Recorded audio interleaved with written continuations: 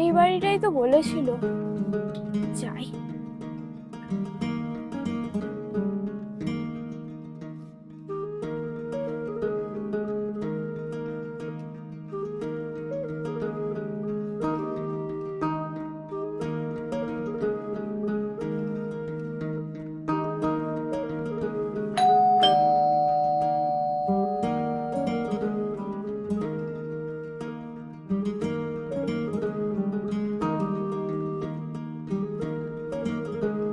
নমস্কার দিদি। নমস্কার, বলো। পাড়ার মোড়ে শুনছিলাম আপনার বাড়িতে একজন কাজের লোক প্রয়োজন। হ্যাঁ, প্রয়োজন। তুমি ভেতরে আসো। আচ্ছা। না, বাইরে যত খোলো না, তুমি ভেতরে যত খোলো।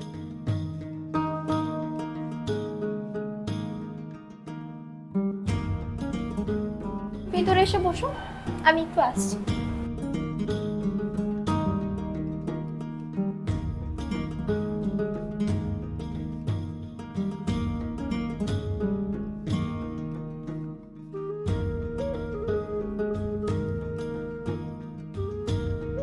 তুমি নিচে কেন বসে? তুমি উপরে বসো না। না মানে দিদি উপরে বসবো? হ্যাঁ হ্যাঁ, উপরে বসো, আমার পাশে। ঠিক আছে দিদি, বসছি। আমার আগের মেয়েকে কিন্তু আমি 6,000 টাকা করে মাসে দিতাম, সে বাড়ির যাবতীয় কাজ করে দিত। তো তোমার কোনো সমস্যা নেই তো এতে? না না, আমার সমস্যা নেই। আপনারা কজন আছেন আর আমাকে কি কি করতে হবে? আমাদের বাড়িতে বেশি কেউ নেই, খালি আমি আর তোমার দাদা বাবু আছে। আর বাড়ির যে বাসন মাজা, কাপড় কাচা, রান্না করা, খালি এই কাজগুলো তোমায় করতে হবে। ঠিক আছে। আচ্ছা, তুমি চা খাও তো?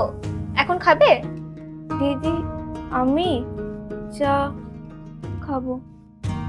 আচ্ছা, তাহলে তুমি বসো, আমি চা নিয়ে আসছি।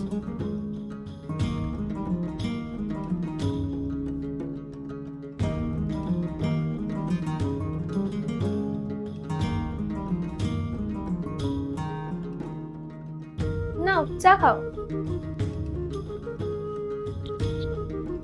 তুমি স্টিলের গ্লাসটা কেন নিচ্ছ? কাপে খাও। আমি কাপে খাবো? হ্যাঁ। আসলে দিদি, আমি আগে যে বাড়িতে কাজ করতাম সেখানে আমাকে ভাঙা গ্লাসে ভাঙা থালায় খেতে দিত, আর আপনি আমাকে এত ভালো কাপে খেতে দিলেন, আমাকে সোফায় বসতে দিলেন, আমার খুব ভালো লাগলো। আপনি খুব ভালো।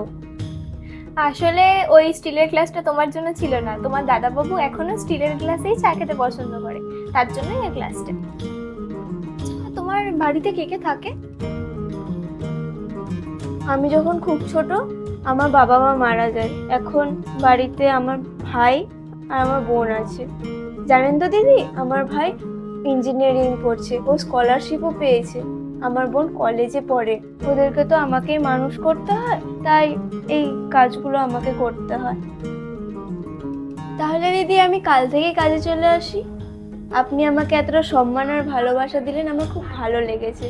কারণ সচরাচর কাজের মেয়েকে এতটা সম্মান কেউ দেয় না। সম্মান দিলেই সম্মান ফেরত পাওয়া যায়। তুমি যেমন বাড়ির কাজ করছো, তেমনি আমাকেও তো বাইরের কাজ করতে হয়।